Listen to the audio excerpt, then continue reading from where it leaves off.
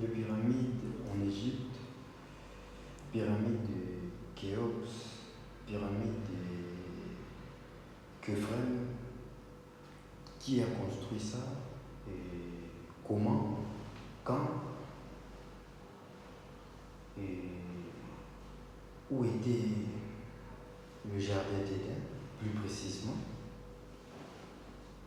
Noé, il vivait où géographiquement, plus précisément. Enoch, qui est-il vraiment?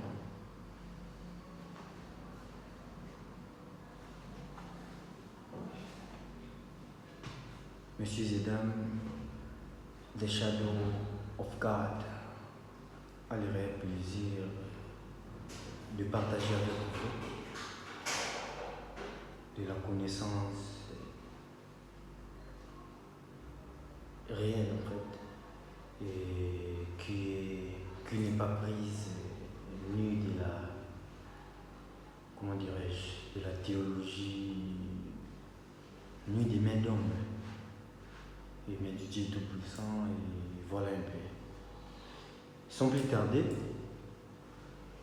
on va démarrer avec, on va entrer en fait dans le vif du sujet. Voilà. Pour commencer, on commence par, je vais lire un verset en fait. Daniel chapitre 12, le verset 4. Voilà, bien évidemment, le bête là, Daniel scelle ces choses jusqu'au temps de la fin, et beaucoup liront, et la connaissance augmentera. Et donc, nous y voilà, nous y sommes en plein dans ces temps où Daniel parlait. Daniel a vu ces temps et il a rêvé de vivre en ces moments. Et voilà donc, je vais encore lire, je vais lire dans Genèse chapitre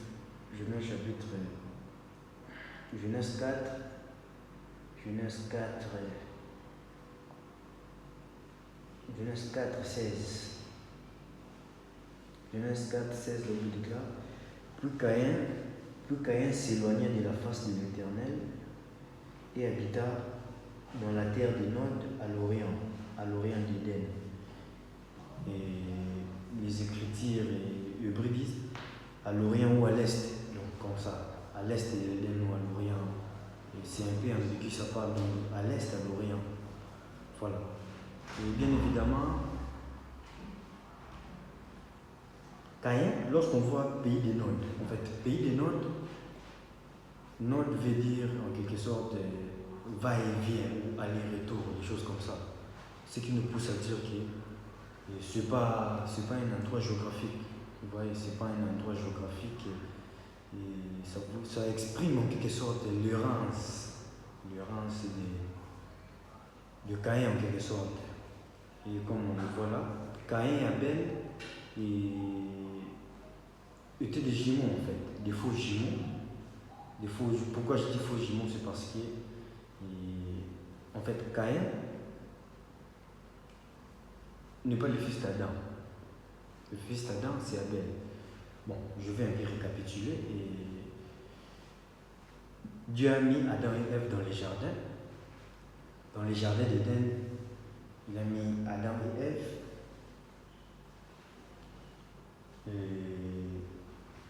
Alors qu'Adam était au travail en quelque sorte. C'était au travail où il était là en train de nommer les animaux. Et Ève était là à l'est. Parce que bien évidemment, les jardins d'Éden, en fait, l'Éden c'était en Afrique. Et plus précisément, le jardin, parce qu'on parle d'un jardin en Éden. Donc l'Éden, c'était en Afrique, mais le jardin, c'était au Congo en fait. Le jardin, c'était plus précisément en République démocratique du Congo, donc c'est comme ça. C'est là que j'ai trouvé les jardins d'Éden, donc le jardin en Afrique en quelque sorte. Voilà, donc Adam, le premier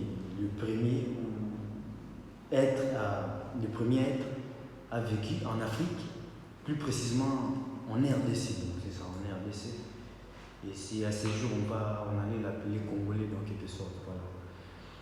Et je vous partage des choses, comment dirais-je, des choses qui ne sont jamais montées dans le cœur et que l'oreille n'a point entendu, là il n'a jamais vu des choses comme ça. Donc, du coup, ils étaient là en RDC et pendant qu'Adam était parti corriger les arbres, nommer les animaux, voilà. Du coup, Ève était restée parce qu'ils étaient. Ève comme Adam nue, donc des choses comme ça. Ève est partie à l'est. Bon, il était toujours dans les jardins, il est parti cueillir des fruits, des choses comme ça. Et plus précisément, il était à l'est de la RDC. Il est au jardin de la RDC, mais il était à l'est. Et étant à l'est, c'est de là, parce que c'est de là que le serpent est venu. Parce que la Bible parle du serpent ancien. La Bible parle du serpent ancien. Le serpent ancien, c'était comme un homme en fait. Le serpent ancien était comme un homme. Il mesurait 3 mètres. C'était un homme en fait. Et il avait les maras. Et bien évidemment, à la place de l'âme, ce qui lui différenciait de l'humain, c'était l'âme. Le serpent ancien était un homme debout qui se tient droit, qui parlait. Il parlait comme toi et moi. Il avait les maras à la place de l'âme. Et il était rusé, le Père déclare qu'il était rusé, le serpent ancien. Si vous êtes curieux, vous verrez que l'Épée dit le serpent ancien. Donc, ce n'est pas notre serpent d'aujourd'hui. Ouais. Donc, l'ancêtre du serpent, en quelque sorte, le serpent ancien. Il avait les pieds, il était comme toi et moi, sauf que lui, il était un géant, un robuste, très. Il mesurait 3 mètres. Donc, il parlait. Et c'est ça les chaînons manquants que les scientifiques n'arrivent pas à voir. Donc l'humain n'est pas venu de l'évolution, c'est faux. Et comme Charles Darwin le prouve que l'humain est venu de l'évolution, non, c'est pas ça. C'est juste que l'humain a été vraiment créé, sauf que il y a quelque chose là que les scientifiques ont manqué. C'est tout justement ce que je partage avec vous. Donc, le serpent parlait. Il parlait comme toi et moi, debout. Donc, il était plus proche de l'homme, plus que les singes ou les gorilles. Lui, il était plus que ça. Le singe est un peu plus de l'homme, mais lui, il ne parle pas et il est différent. Sauf que le serpent ancien, donc on l'appelle le serpent ancien. Le serpent ancien, il marchait, il parlait comme toi et moi. Et il avait dit qu'il était rusé. Et rusé, le mot hébreu qu'on a traduit, rusé, c'est Maha. Et Maha, si tu vérifies, tu vas voir que ça veut dire celui qui a de la connaissance, en quelque sorte. Celui qui a de la connaissance de l'univers, des lois de la nature. Voilà, donc il connaissait ça. Il connaissait comment les choses marchent dans la nature, en quelque sorte. Et bien évidemment, Adam était sorti. Maintenant, Dieu, lorsqu'il a fini de créer, lorsqu'il a fini sa création, en quelque sorte, et le 6e jour, il a créé l'homme, Adam. Il lui a créé d'abord âme, et par après, il lui a mis dans un corps de chair, en poussière, voilà. Et Dieu, il avait, en quelque sorte, Dieu est esprit. Vous voyez, Dieu est esprit. Maintenant, Dieu voulait se manifester, vivre dans sa nature, vivre au milieu de sa création, en quelque sorte. Maintenant, quand le Père déclare que quelle maison me bâtirez-vous? Le ciel est mon trône, la terre est mon marchepied. Du coup, il n'y a carrément pas du tout, et comment dirais-je, de maison où on peut construire pour Dieu. Vous voyez? Et Dieu, par sa préscience, il a créé l'homme, il a enfin trouvé une habitation. Donc Dieu allait habiter en Adam. Du coup, Adam, c'était Dieu lui-même manifesté dans la chair. C'était un plat magistral de Dieu. Et Dieu avait réservé ça pour lui-même, rien que pour lui-même. Maintenant, le diable et Satan, et il a voulu, bien qu'il était le chérubin de lumière, ange de lumière, je vais en parler de comment on a créé Satan, tout ça je vais en parler Et sur une autre vidéo, je vais parler beaucoup plus de lui. Voilà. Chérubin de lumière, il a voulu lui aussi se manifester comme Dieu. Il a voulu lui aussi se manifester comme Dieu, alors que ce n'était pas donné à lui, c'était réservé à Dieu. C'était réservé à Elohim. Et alors, vu que Satan, lui, ne peut pas créer, il ne peut pas créer du tout. Donc, ce seul Dieu, vais-je dire, qui a le monopole de créer en fait.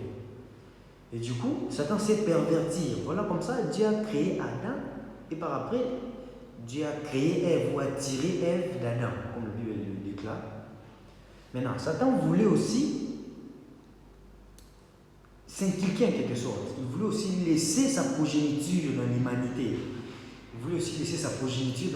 Il ne voyait pas comment, parce qu'il ne sait pas créer.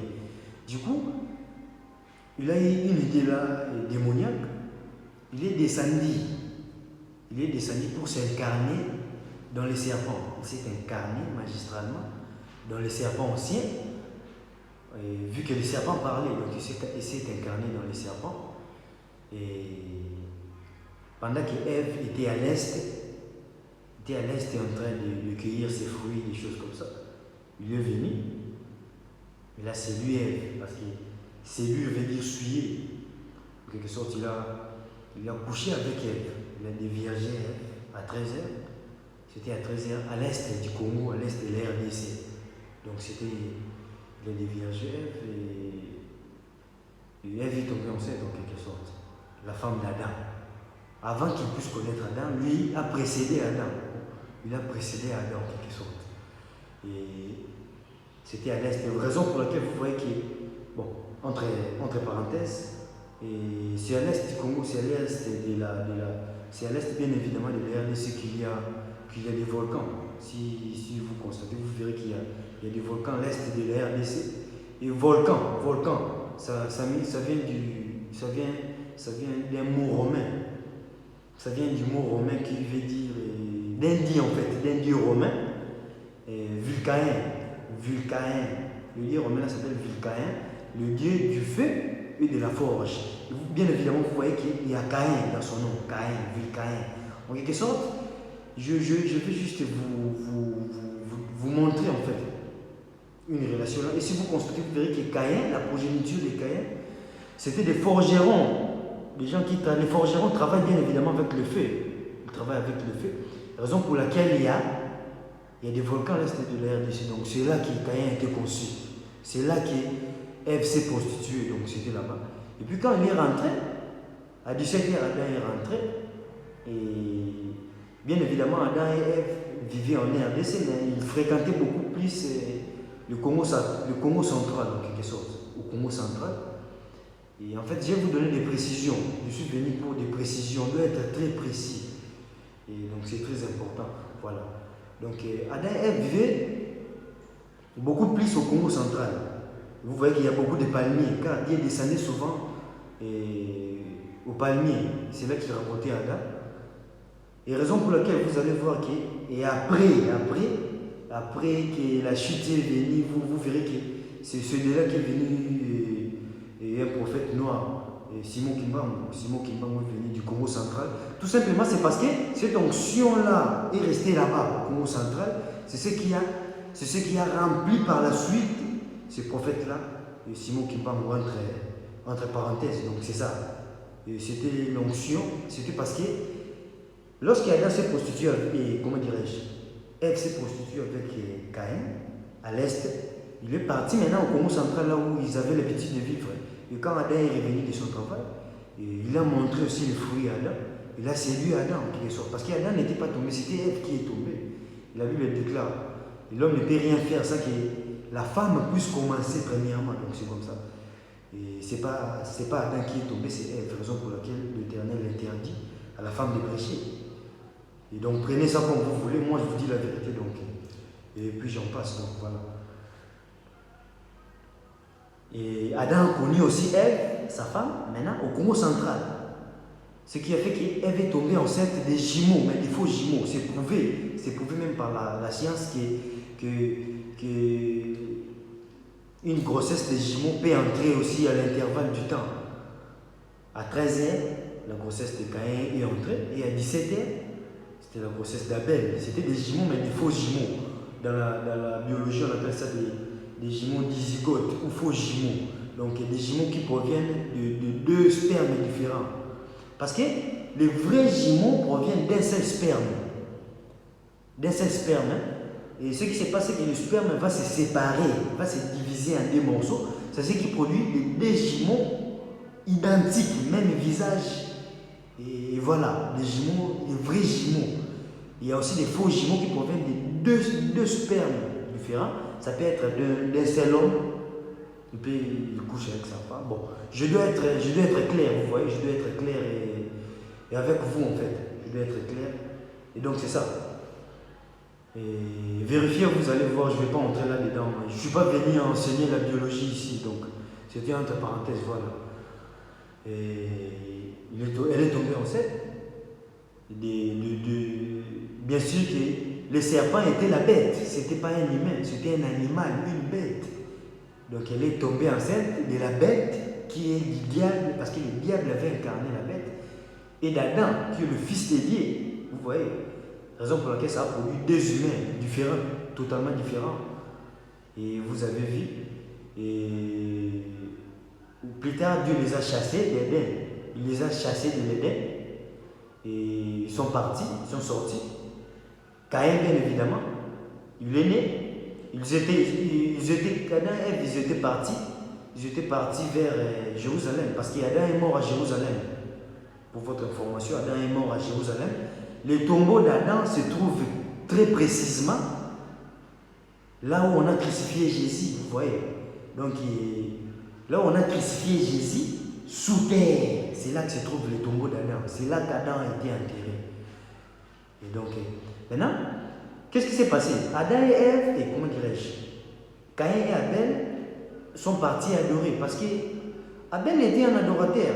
Abel adorait Dieu. Maintenant, Abel, comme il avait une fausse révélation, et tout comme d'autres personnes aussi en ont aujourd'hui, il croyait que, et Caïn croyait que sa maman avait mangé ou son papa avait mangé et du pomme, je ne sais pas quoi, tout ça, là, tout ce qu'ils disent là, du fruit, et pomme, tout ça. C'est ça que Caïn aussi croyait, raison pour laquelle il a pris des fruits, comme il a dit que c'est ce que le chaos est venu, alors je vais offrir les fruits. Et Dieu a rejeté ça, carrément. Dieu a carrément rejeté ça. Il a dit que ce n'était pas par les fruits, ce n'était pas par ça.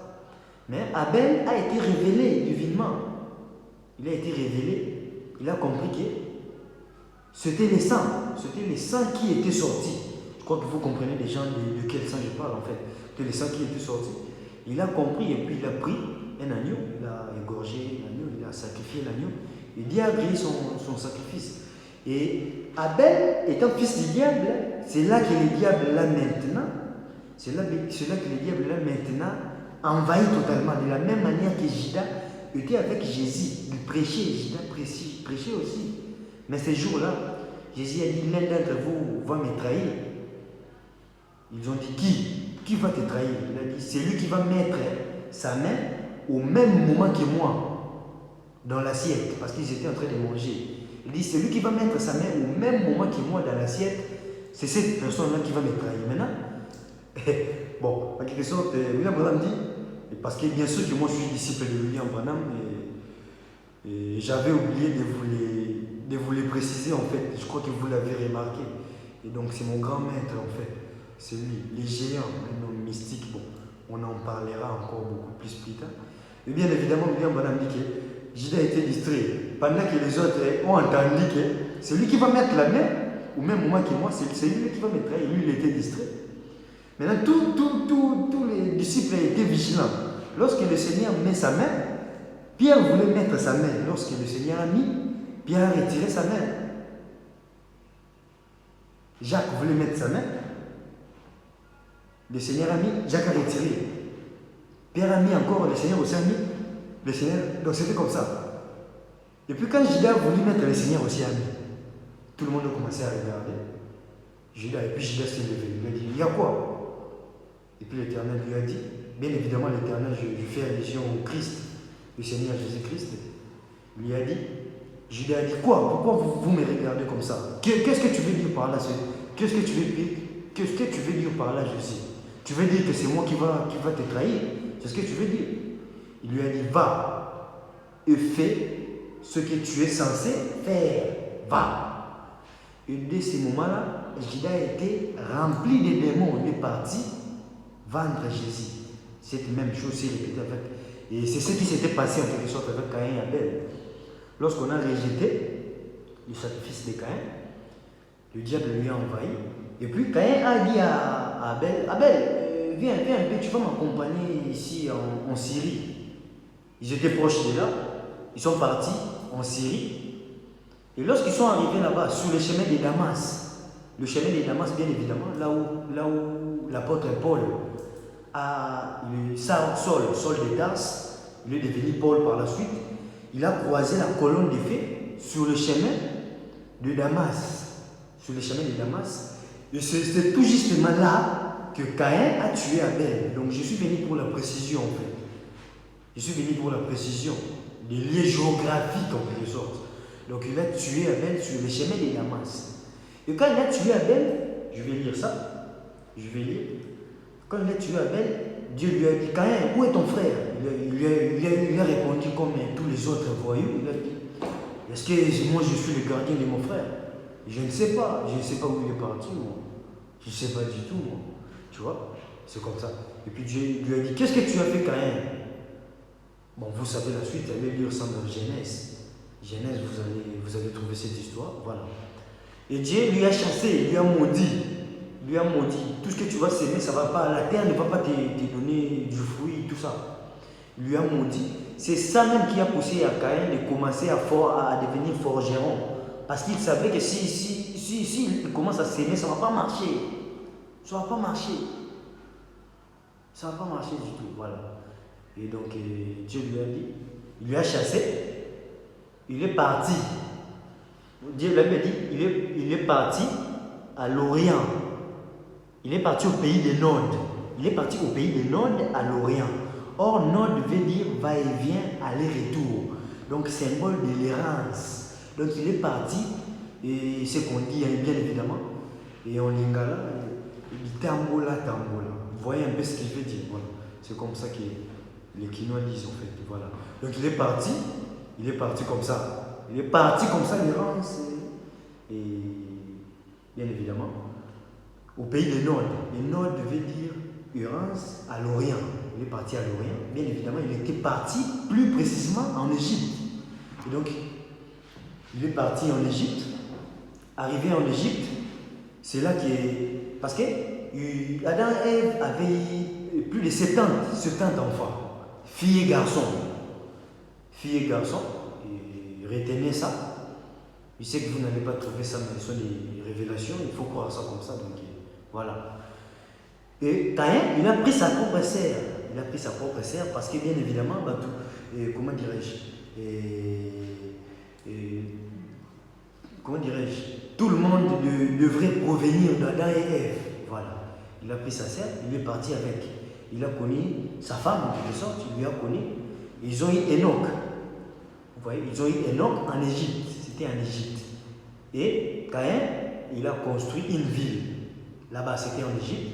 Et quand il a construit une ville, et puis plus tard, son fils, il a donné la ville, le nom de son fils Enoch. Et puis plus tard, c'est son fils, c'est bien évidemment son fils là, Enoch, qui va construire la pyramide de Képhren. On doit être précis. La pyramide de Képhren, c'est Enoch qui a construit ça. Enoch, fils de Caïn, il a construit la pyramide de Képhren. Et puis plus tard, comme ce sont des errants, ils ont fini par continuer leur errance. La progéniture d'Enoch là, fils de Caïn, se sont retrouvés à l'est de l'Afrique. Donc à l'est de l'Éden. L'Éden était l'Afrique. À l'est de l'Afrique, ils se sont retrouvés là-bas au Kenya, Éthiopie, Tanzanie. Ils se sont retrouvés là-bas. Ils étaient là-bas. Ils ont vécu là-bas, en Afrique. Raison pour laquelle même la science prouve ça. Vous allez voir que les ossements anciens des Homo sapiens,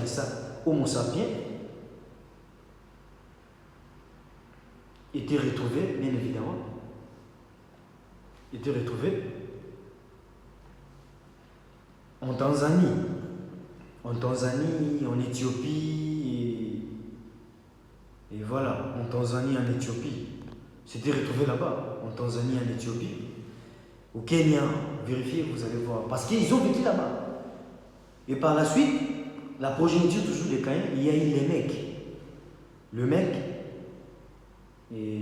a enfanté, il avait 2 femmes. C'est lui le père c'est lui l'ancêtre des polygames. Il a eu 2 femmes. La première personne à avoir 2 femmes, c'était bien évidemment lui, les mecs. Il a eu 2 femmes en quelque sorte. Il a eu 2 femmes.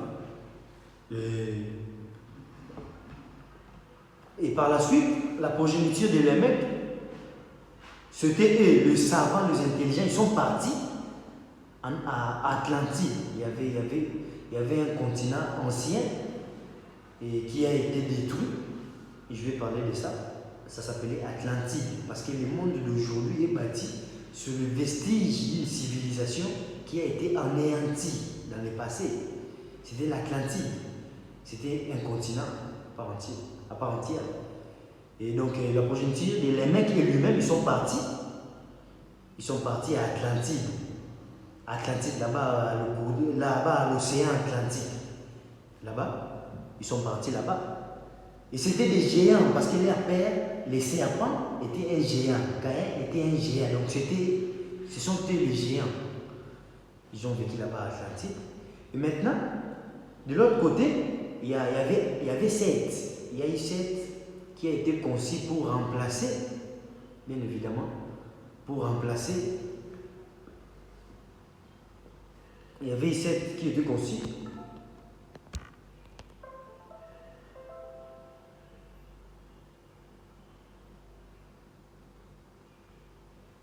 Bien évidemment, il y avait Seth qui a remplacé en quelque sorte Abel. Voilà. Seth a remplacé Abel.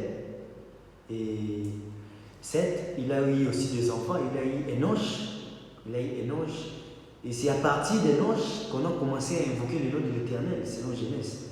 Maintenant, vous allez voir, quand il y a eu Enoch chez Seth, c'est au même moment qu'il y a eu Enoch chez Caïn. Donc Caïn a construit la pyramide pour louer les diables. Et Enoch, il a commencé à invoquer le nom de l'Éternel. Puis par après, la progéniture d'Enoch, il a eu bien évidemment, il a eu aussi, il y a eu Enoch plus tard. Maintenant, il y a deux Enoch dans la Bible. Enoch de Caïn et Enoch de Seth ou Abel. Vous voyez, il y a 2 Enoch. Maintenant, Enoch, notre Enoch à nous, de Seth, lui, parce que Enoch veut dire initié, instruit, en quelque sorte un scientifique.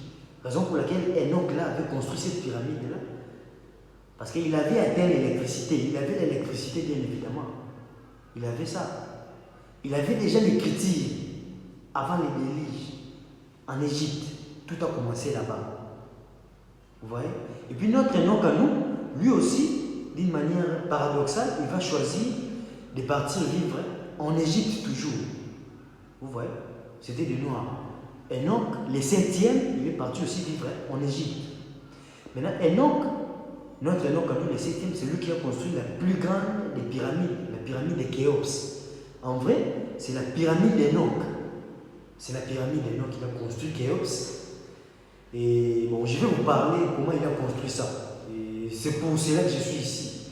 Je vais vous donner de l'information en quelque sorte, de la connaissance ancienne d'en haut. Voilà. Et donc, Enoch à nous, il a commencé par construire ce qu'on appelle des soucoupes volantes. Il a construit des engins là, des soucoupes volantes. Et ce sont des engins qui fonctionnaient avec de fréquences, de l'énergie, des rayons gamma, des rayons X, des très hautes énergies en quelque sorte. Voilà. Et c'était comme ça. Et c'était puissant. Il a construit des soucoupes. Maintenant, c'est avec ces soucoupes volantes, il survolait. Ces soucoupes-là pouvaient être aussi transparents ou invisibles. C'était vraiment terrifiant. C'était vraiment. On n'a pas en une telle technologie. En notre temps, ici, on n'en a pas. Il est parti avec ses soucoupes volantes. Il partait maintenant là-bas sur le chêne d'Himalaya. Le chêne d'Himalaya, là où il y a le mont Everest. Et il va aller vérifier sur Google et cultivez-vous, voilà. Il est parti là-bas au chêne d'Himalaya. C'est là qu'il coupait des pierres, non pas avec ses mains, mais avec ces engins-là. Ça a des rayons X, de l'énergie élevée. Donc ça projette des rayons, ça coupe, ça classe d'une manière programmée. Et puis ça soulève ça, il survole avec ça, il survole l'océan Indien, il part en Égypte, c'est comme ça qu'il a construit. Parce que vous allez voir que ces pierres-là, les pyramides, c'est en granit. Il y a du granit là-bas, au chêne d'Himalaya. Il a pris ça, il a construit la pyramide. Et quand il est arrivé au niveau comment dirais-je, le sommet, quand il est arrivé au sommet, il s'est arrêté en quelque sorte. Il s'est arrêté. Et quand il s'est arrêté, c'est là maintenant qu'Elohim est descendu. Et quand Elohim est descendu, et bien évidemment, c'est Elohim qui a mis la pierre des fêtes. La pierre des fêtes a été mise en quelque sorte par Elohim. La pierre est angulaire, donc la pierre du sommet. La pierre du sommet là, c'était pas un homme qui a mis ça, c'était Elohim lui-même qui est descendu. Il a mis ça en présence des noms. Et c'était une pierre terrifiante, magistrale. Donc ça dégageait des lumières, de l'énergie élevée. Et c'est ce qui donnait même de l'électricité dans cette pyramide. Il y avait aussi l'électricité, donc, et pour votre information. Il a construit ça. Et par la suite, bien évidemment, comme je vous avais dit, les mecs qui est fils des progénitures de Caïn, lorsqu'ils étaient là-bas, Kenya, Éthiopie, là-bas, et plus tard, la progéniture, les mecs et ses enfants, ils sont partis maintenant à Atlantide, ils ont construit bien évidemment une ville là puissante, avec des technologies tellement élevées qu'on n'en a pas. On n'en a pas aujourd'hui. On n'en a pas. Ils avaient atteint une science tellement élevée. Ils avaient atteint aussi bien évidemment le nucléaire. Ils avaient aussi la bombe atomique. Ils avaient l'informatique. Ils avaient tout ce que nous avons, mais plus que ça. Ils avaient ça. Là-bas, en Atlantide, des géants. Ils avaient de la magie ancestrale, la magie ancienne, l'alchimie. Ils avaient ce qu'on appelle la pierre philosophale. Ils avaient ça. Se perdit lorsque le continent a été détruit. Donc ils avaient ça, l'alchimie. Ils avaient ça. Et bien évidemment. Et Platon même en parle. Platon est un scientifique, un philosophe. Et il en parle. Il en parle aussi. Mais ce n'est pas Platon qui m'a inspiré de ça. Mais je vous fais juste part et allez vous renseigner. Platon en parle aussi. C'est la vérité. Donc c'était comme ça. Et voilà.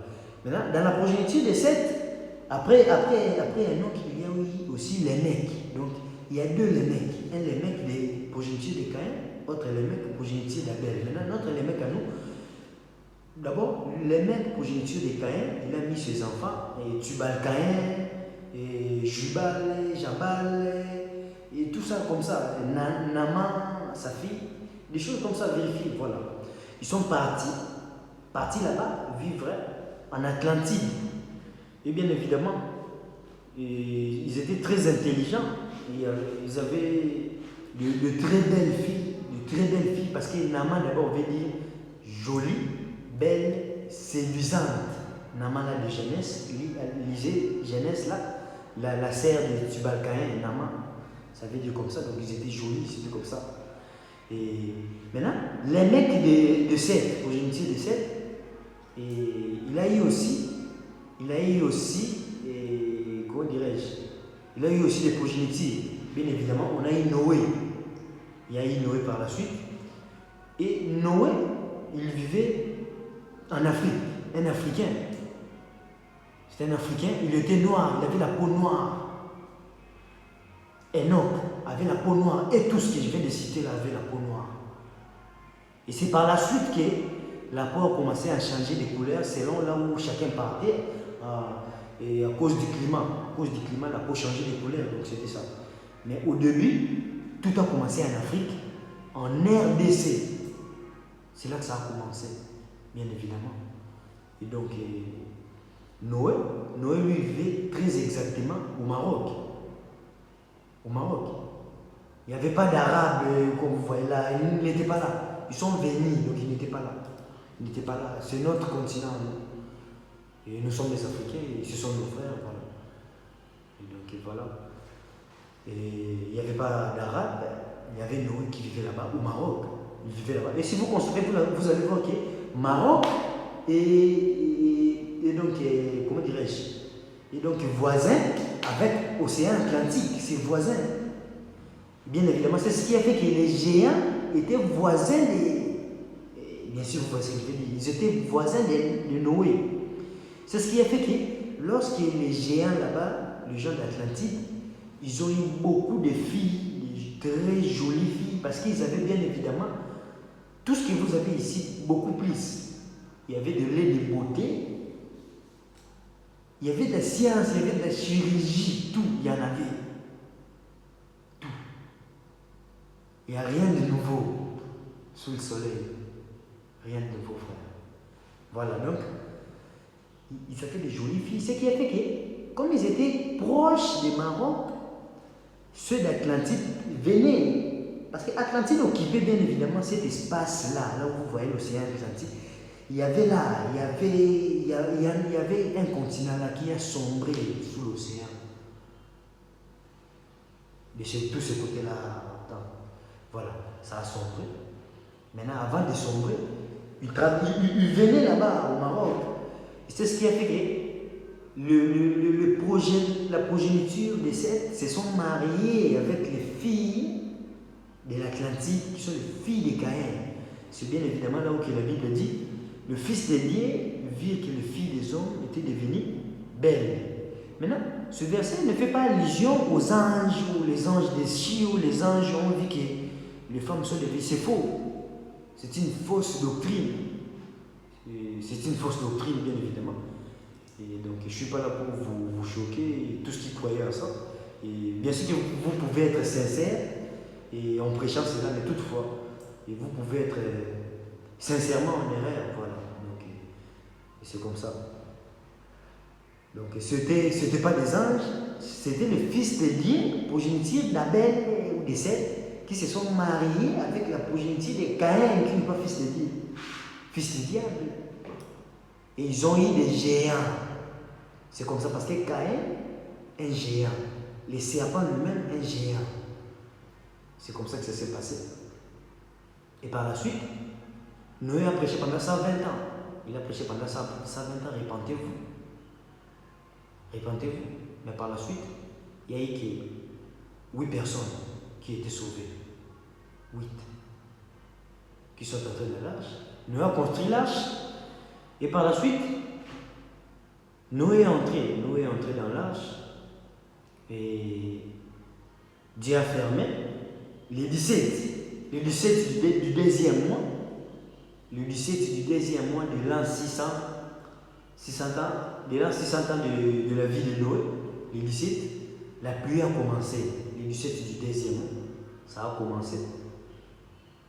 Et je vais vous dire qu'est-ce qui a provoqué la pluie. Je vais vous dire ça. C'était comment? Donc la civilisation ancienne, il jouait à un jeu très dangereux. Donc il s'est lancé des nucléaires. Un peu comme on voit aujourd'hui partout, des bombes nucléaires partout. Donc c'est comme ça que ça avait commencé pour la destruction. C'était exactement comme ça. C'était exactement comme ça. Donc il s'est lancé des nucléaires comme un jeu. Maintenant, un jour, ils ont lancé le nucléaire et ça a échoué. Donc ça a raté la cible en quelque sorte. Ça a échoué en Alaska. C'est tombé en Alaska, ça a bombardé là-bas, en Alaska.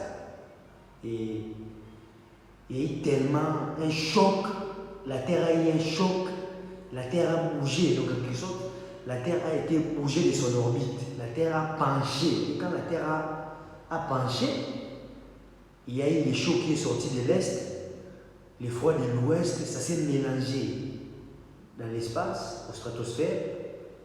Au stratosphère, ça s'est mélangé. Et quand ça s'est refroidi, ça a créé des nuages, ça a commencé à tomber, la pluie. La toute première fois que la pluie a tombé sur la terre, c'était ça. Ça a commencé à tomber pendant 40 jours.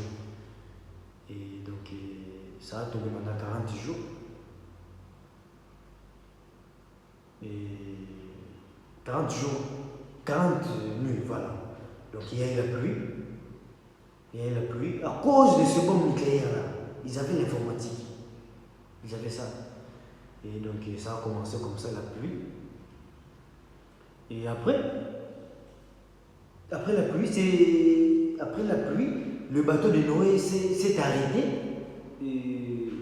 Sûrement à vérifier là-bas à Genèse, à Harar et des choses comme ça, en Turquie. C'était en Turquie, en Mésopotamie.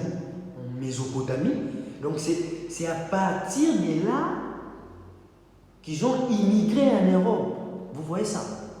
Les tout premiers, comment dirais-je, humains à habiter Europe ou à peupler Europe, c'était Noé et sa troupe en quelque sorte. Donc, ils ont immigré là-bas par bateau de Noé, par les déluges. Les déluges a soulevé les bateaux et ça a tourné jusqu'au jour où la pluie a fini, ça s'est arrêté finalement. Là-bas, en Turquie, en Mésopotamie, il n'y avait plus personne. Maintenant, il faut noter que la pluie avait tout détruit, sauf les deux pyramides, Khéops et Khéphren. Ce n'était pas détruit. Donc les pyramides que vous voyez, ce n'est pas construit après les déluges, c'était construit avant les déluges. Avant les déluges. Donc c'était ça. Et voilà. Et donc Noé a immigré en Mésopotamie. C'est lui, il a maintenant organisé la nature, c'est lui qui a commencé les managements, les leadership. Il a commencé à créer, à arranger sa progéniture. Et la progéniture du serpent a traversé toujours. Ça ne s'est pas éteint. Parce que Atlantide, ce continent-là, a sombré dans l'océan. Parce qu'on avait 7 continents. Maintenant, quand Atlantide a sombré, on a maintenant 6 continents. C'est ce qui a fait qu'on a 6 continents. Mais il y en avait 7 au départ. Et donc voilà. Et Noé, il a commencé avec sa progéniture là-bas en Mésopotamie. Ils ont continué comme ça. Et par la suite, il y a eu maintenant les Sumériens, les civilisations sumériennes qui ont inventé l'écriture. Donc vous voyez bien évidemment qu'il y en avait déjà là-bas, en Égypte. Mais les Sumériens l'ont inventé maintenant. L'écriture, c'est là-bas qu'ils disent que, bien sûr, si vous renseignez vous-même avec l'épopée de Gilgamesh, l'épopée de Gilgamesh parle des choses comme ça. C'est juste le type de la réalité. Il parle du déluge, bien sûr qu'il nous parle. Il parle du contexte là qui n'est pas biblique, mais c'est un type, c'est ça, l'épopée de Gilgamesh. Vous allez voir. Et il parle de ça. Il parle de ça, d'un homme un roi qui s'est lavé, comme ça. Il parle même de l'histoire d'Ève, comment Ève a été séduite. Comment le roi là, il voulait avoir l'immortalité, on lui a donné une fleur là, alors qu'il s'est lavé, le serpent est venu, il a volé la fleur. Ouais, ça fait allusion à ça. L'épopée de Gilgamesh. Allez lire ça. Il y a eu l'écriture sumérienne. L'écriture sumérienne. Donc c'est là l'invention de l'écriture en quelque sorte. Et par la suite, il y a eu donc là-bas en Babylone c'était là-bas. La progéniture des Caïns, ils ont construit aussi Babylone là-bas. Il y a eu Babylone, il y a eu Tour de Babel pour vivre ensemble. Dieu les a confondus. Les langues se sont séparées. Et bien évidemment, la progéniture de Caïn a traversé de l'autre côté, dans les bateaux de Noé, au travers des femmes. Donc le fils de Noé était marié aux femmes qui sont les progénitures de Caïn. C'est ce qui a fait qu'ils ont traversé, parce que ceux qui sont entrés dans l'arche, c'était Noé avec ses enfants et les femmes de ses enfants. Et sa femme, lui, Noé. Vous voyez, donc c'est comme ça que la progéniture du serpent a traversé. Et voilà, donc c'est ça. Et voilà un peu, donc je crois que vous avez compris. Et vous avez compris l'origine des pyramides, la pyramide de Khéops, qui est la pyramide d'Enoch. Vous avez compris qui est Caïn, vous avez compris où étaient les jardins, où était l'Éden. L'Éden c'était en Afrique, le jardin, c'était plus précisément en RDC. Voilà. Et donc, quand il était parti du côté de l'Est, Abel, sa progéniture est beaucoup plus partie de l'autre côté de l'Ouest, du Nord. Il nous s'est retrouvé plus tard au Nord de l'Afrique. Et si vous constatez, vous allez voir qu'au Maroc, on a aussi découvert des ossements de Homo sapiens. Vous pouvez que la progéniture comment dirais-je, de Noé a vécu là-bas, bien évidemment, a vécu là-bas. Et donc, voilà. Et voilà. Et vous connaissez la suite. Donc, déjà, mon objectif était d'éclaircir ces débits. Et voilà un peu. Voilà un peu. Donc, ça a continué comme ça. Et comme toujours, des choses qui ne sont jamais montées dans le cœur, que l'oreille n'a point entendu, l'œil n'a point vu. Yes, sir.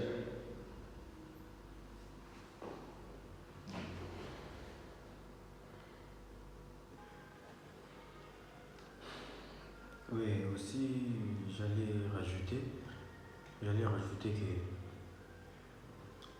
la pyramide d'Enoch, Enoch le septième, en fait, la progéniture de Seth. Lorsqu'il a construit ça, quand il est arrivé au sommet, comme j'avais dit, c'est Elohim qui a mis la pierre des fêtes. Mais cette pierre des fêtes-là, aujourd'hui, il n'y en a plus sur Khéops. Donc vous pouvez partir en Égypte, vérifier, vous allez voir. Et donc si tu tapes sur Google, tu vas voir qu'on va te sortir la pyramide avec la pierre du sommet. Mais toutefois, c'est juste des photos générées par des artistes, donc l'IA et GPT, donc c'est ça. Mais toutefois, si tu pars réellement en Égypte, tu vas réaliser que Khéops, la plus grande des pyramides qui a été construite par Enoch le 7e, ça n'a pas la pierre angulaire. Il n'y en a pas. Tu peux t'informer. Donc, maintenant, les scientifiques, on leur a posé la question, ils ont dit qu'ils n'ont pas la date fixe. Ils disent que ça a été probablement volé ou comme ça. Ok, c'est faux. Ils ne savent pas dater, ils disent que ça a disparu comme ça. Ça a disparu quand? Ils ne savent pas. Mais moi, je sais où c'est parti et je vais vous le dire maintenant même. Et donc, la pierre du sommet qui donnait de l'électricité, qui était la pierre angulaire, qui représentait en quelque sorte beaucoup de choses que nous pouvons développer plus tard. La pierre là où il me dit la pierre qu'a rejeté le bâtisseur est devenue la principale ou de l'angle, des choses comme ça. La pierre angulaire. Donc ça faisait allusion à cette pierre-là. Maintenant, c'est disparu lors du déluge. Lorsque le déluge était venu, Dieu avait récupéré la pierre angulaire. C'est là qu'il avait récupéré ça pour confondre l'humanité. Voilà pourquoi Khéops n'a plus sa pierre du sommet. Et aussi, il faut savoir que les pyramides ont servi vraiment, car Dieu a écrit 3 Bibles. La première, il a écrit ça au ciel. Il a écrit la première Bible au ciel, et Genèse même en parle, et Job aussi en parle. La Bible dit, je vais lire quelque chose en fait. Et je vais lire quelque chose, Job chapitre 38. Vous allez voir que la Bible dit, la Bible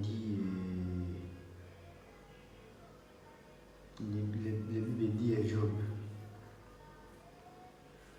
La Bible dit à Job, bon. Toutefois, je connais ça, c'est dans Job 38, donc partez, ça va me prendre du temps. Job 38, partez, vous allez voir. Il a dit, connais-tu les lois de Mazaro? Connais-tu les lois de Mazaro? Mazaro, c'est en hébreu. Et c'est tout simplement les zodiaques. Connais-tu les lois au pluriel du zodiaque? Connais-tu les lois du Mazaro? règle-t-il son pouvoir sur la terre? Vous voyez, Dieu reconnaît. Ça règle son pouvoir sur la terre. Même la lune règle son pouvoir sur la terre. Parce que si Dieu retire la ligne, l'eau, la mer va envahir la terre. C'est la ligne qui régularise l'eau, la montée, tout ça. Bon, je ne suis pas venu pour donner ce cours-là de géographie. Si toutefois je peux entrer là, mais ça va me prendre du temps et ça va m'enlever de ce que je vais transmettre. Donc, renseignez-vous sur la ligne. C'est lui qui règle la mer, c'est lui.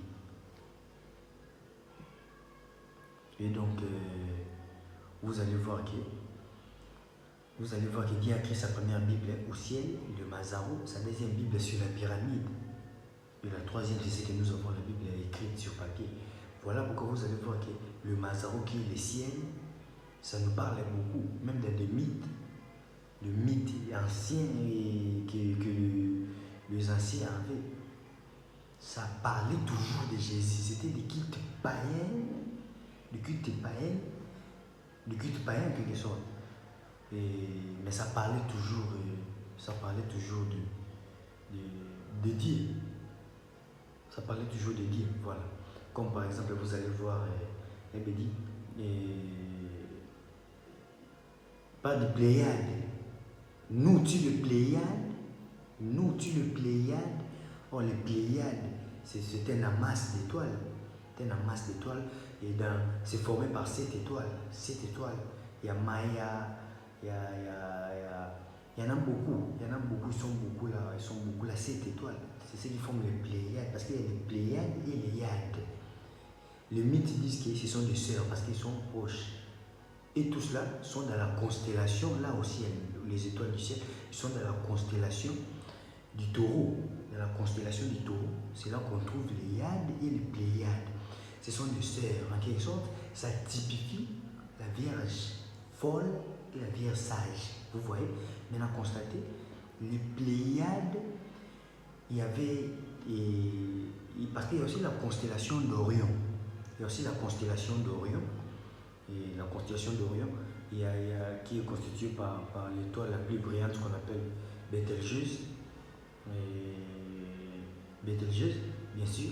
Et puis dans la constellation du taureau, il y a l'étoile brillante qui est Aldébaran, un géant rouge comme ça, rouge-orangé, étoile rouge-orangé comme ça. L'étoile la plus brillante dans la constellation du taureau, c'est Aldébaran. Maintenant, constatez, vous allez voir que selon dans le mythe grec là, ils disent que Orion, parce qu'Orion, de la constellation d'Orion, c'était un chasseur, il pourchassait les Pléiades. Lorsqu'il pourchassait les Pléiades, maintenant ils ont plairé aux dieux, et puis Zeus, parce que Zeus est le chef du, comment dirais-je, ça m'échappe les termes, les panthéons, les mots m'échappent, ça doit être panthéon, des choses comme ça, les panthéons grecs. Le chef des dieux suprêmes, c'est Zeus. Il y a Poséidon, il y a Hermès, il y en a beaucoup là, ils sont beaucoup là. Et Gaïtos, ils sont beaucoup là. Mais leur chef, c'est Zeus. Parce que Zeus est le dieu des dieux. Il typifiait tout simplement Elohim, les saints des saints. Vous voyez? Donc le culte là païen, ça symbolisait tout simplement la vraie adoration. Voilà pourquoi je vous dis que l'idolâtrie, c'est le tube parfait d'une vraie adoration. Et je crois que partez dans mon article que j'avais publié, vous allez voir, j'en ai parlé sur ma page, The Shadow of God. Donc, Orion, pour chasser les Pléiades, maintenant ils ont prié au dieu, les dieux Zeus. Il les a transformés en colombes, ils sont montés là-bas au ciel. Ils sont restés là-bas pour fuir Orion. Vous voyez, de la même manière que les catholiques et tout ça. Vous connaissez, je vais en parler. Les catholiques ainsi que le pape, la puissance là, l'Amérique, vont commencer à coincer l'épouse, et l'épouse sera enlevée. Vous voyez, les types, les Pléiades, c'est les types de l'épouse. Et puis il y a les Iades, parce que les Pléiades sont avec les Iades. Maintenant, les Iades, constatés dans les mythes là grecs, les Iades n'étaient pas enlevés d'abord. Les Iades étaient restés, et puis Pléiades, un frère, Pléiades aussi, c'était parce que les Pléiades constituaient de sept étoiles. On les appelle sept sœurs.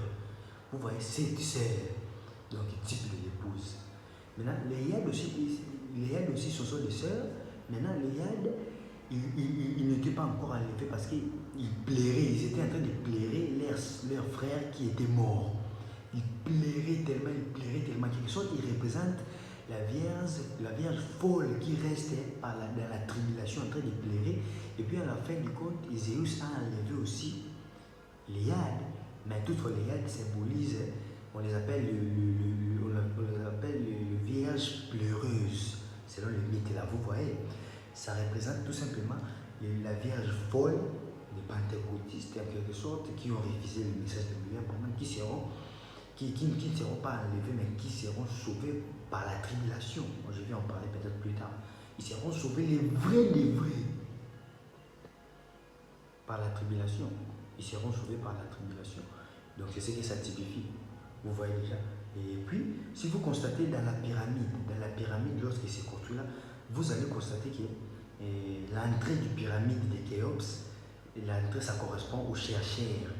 Pas les chercheurs, les scientifiques. Les chercheurs, ce sont des engins, là, des appareils qu'on met avec les télescopes. Ça fonctionne avec les télescopes. Donc, l'entrée, ça correspondait avec le chercheur du télescope. Et puis, là, au niveau d'en haut, ça correspondait au télescope.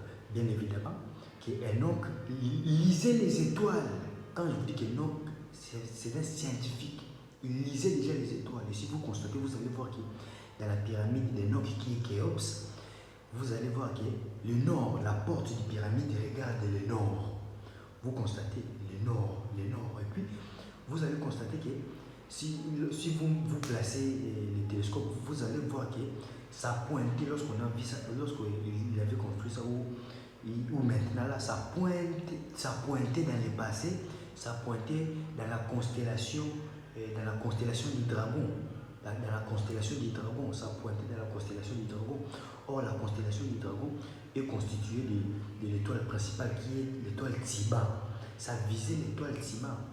Vous voyez. Or, pourquoi? Parce que l'étoile Tsiba, c'était ça l'étoile polaire. Parce que maintenant, l'étoile polaire, c'est Polaris. Polaris, c'est lui qui est l'étoile polaire maintenant. Mais avant, c'était Tsiba qui était l'étoile polaire. Bon, je vais expliquer l'étoile polaire en passant. L'étoile polaire, c'est l'étoile qui pointe le plus au nord céleste. Au nord céleste. Donc, si tu repères l'étoile polaire, tu vas trouver facilement le nord terrestre. Donc, en quelque sorte, ça servait de boussole. Ça servait de boussole aux navigateurs. Les navigateurs savent ça. Donc, si tu trouves l'étoile polaire, tu sais déjà, comme je l'ai trouvé ici derrière moi, il y a sud. Donc, tu sais te localiser est et l'ouest. Et puis tu vas trouver le nord terrestre.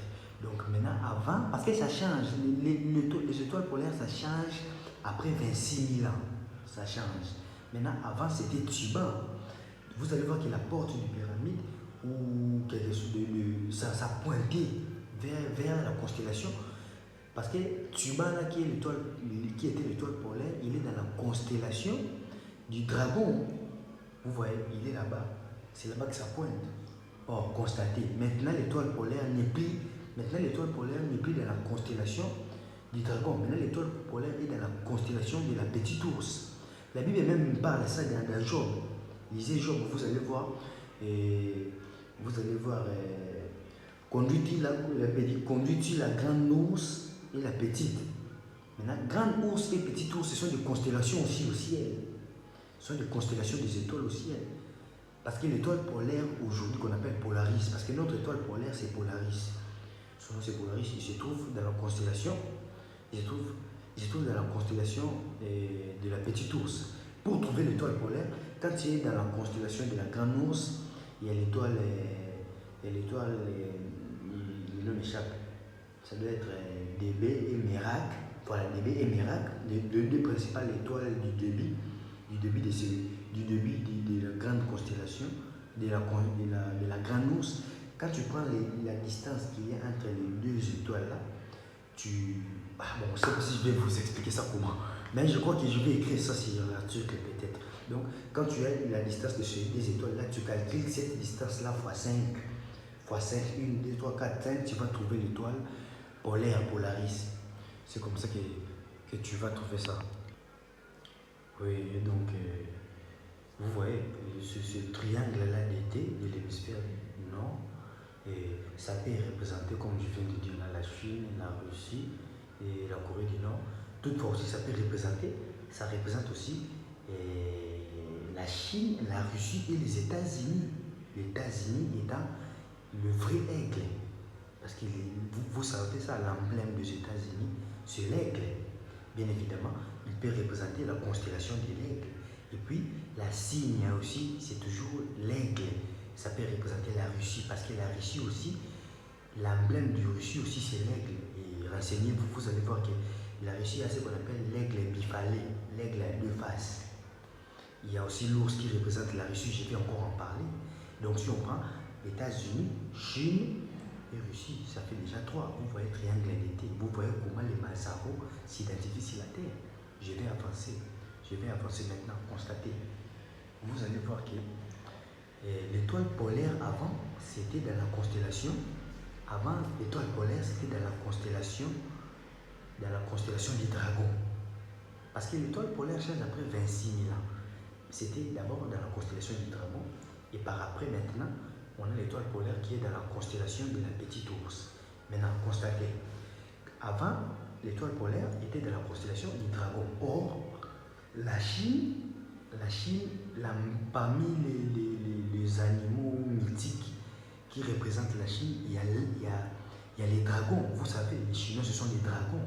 C'est comme ça, même dans leur film, comme ça, les dragons. On comprend par là parce que l'étoile polaire est aussi symbole du pouvoir. Parce que c'est lui qui indique le nom. C'est comme Jésus-Christ, il est notre étoile polaire. Le message de l'air, c'est l'étoile polaire. William Branham. Je vais en parler. Je vais en venir. Donc, constatez, l'étoile polaire, c'était dans la constellation du dragon. De quelque sorte, le pouvoir, c'était en Chine, si on peut dire comme ça. Et constatez, si vous vérifiez dans l'histoire, vous allez voir qu'il y a eu un moment là dans l'histoire, il y avait la dynastie Tang en Chine. Très longtemps, il y a des années, vérifiez. Il y avait eu la dynastie Tang. Quand la dynastie Tang, là, la Chine était très puissante. Même pas, les États-Unis n'étaient même pas là. C'était même pas encore un pays, les États-Unis. C'était pas. La Russie n'était même pas là. Il y avait encore des Kiev, les noms m'échappent, comment on appelait les autochtones russes là. Les noms m'échappent. Mais sur l'article, je vais préciser ça. C'était des Kiev, des choses comme ça. On les appelait comme ça, ils parlaient des langues. Là, c'était les ancêtres des Russes. C'est de là qu'est sorti la Biélorussie, l'Ukraine et la Russie. Ce sont c'est le même peuple, tu vois. Mais la Chine était déjà très puissante.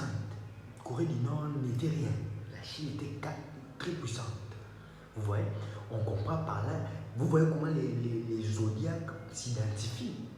On comprend par là que l'étoile polaire, c'était dans la constellation du dragon. Donc c'était la Chine qui avait le monopole du pouvoir. Et par après, on voit maintenant notre angle, si je vais vous montrer, l'étoile polaire aujourd'hui, c'est dans la constellation de la petite ours. Or, l'ours, c'est aussi l'animal qui représente la Russie. Comme vous pouvez bien le constater, la Russie, maintenant, il contrôle le monde. Poutine, c'est le roi du monde avec Satan. Vous comprenez? Donc, stratégiquement, Poutine est le roi du Nord. Donc, on comprend que l'étoile polaire, c'est maintenant dans la constellation de l'ours, dans l'hémisphère nord. Vous voyez comment les Mazaros, qui est la Bible des Dieu. Je peux vous prouver ça comme ça, j'en ai beaucoup. Et donc, voilà, l'ours qui est la Russie. Donc, voilà. Et si vous constatez aussi, vous allez voir que la constellation du dragon, il représente aussi une autre facette, les diables, les dragons qui étaient jetés, qui étaient dans la Bible, qui étaient Satan.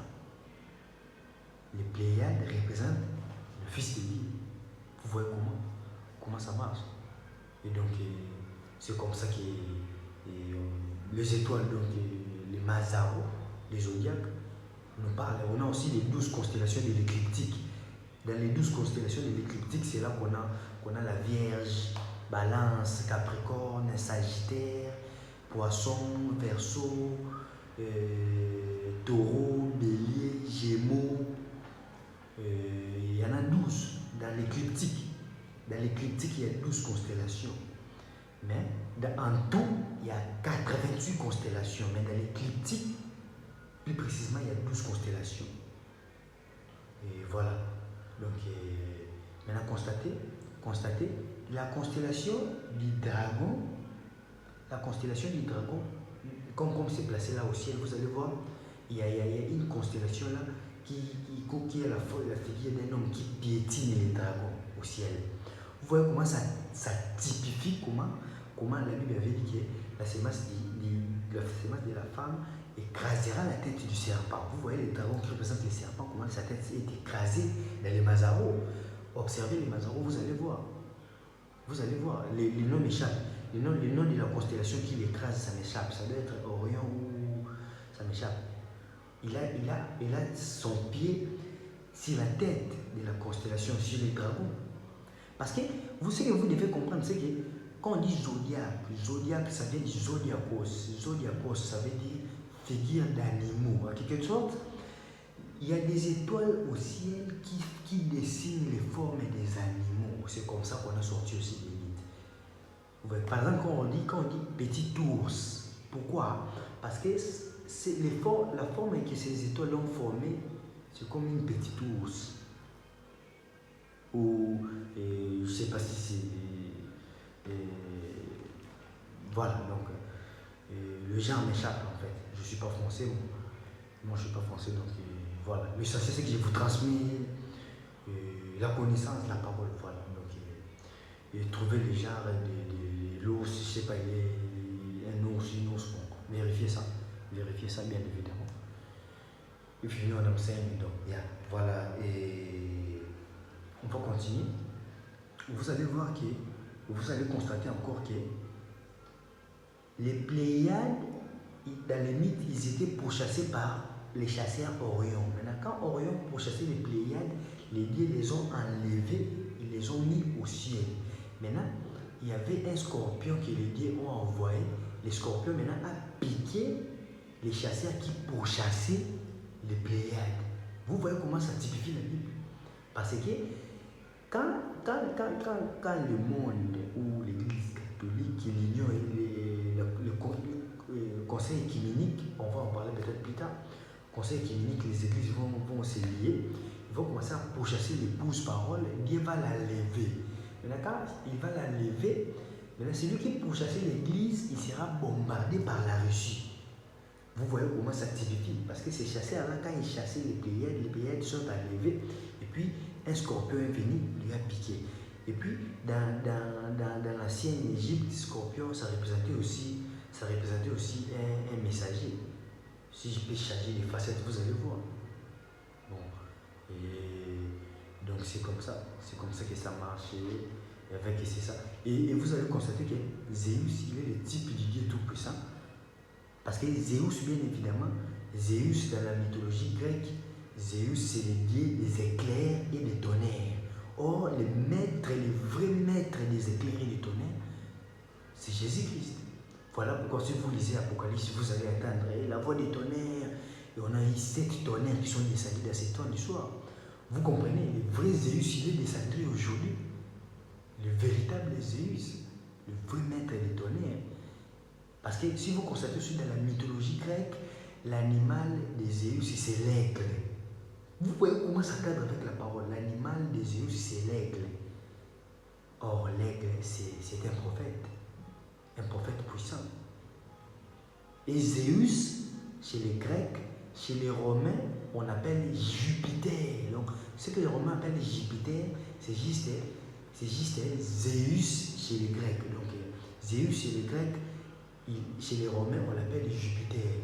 Or, Jupiter, son jour, c'était jeudi. Jeudi, c'était le jour où on adorait le dieu Jupiter. Lundi, on adorait la lune. Mardi, on adorait Mars, le dieu de la guerre. Parce que les guerres se faisaient aussi mardi.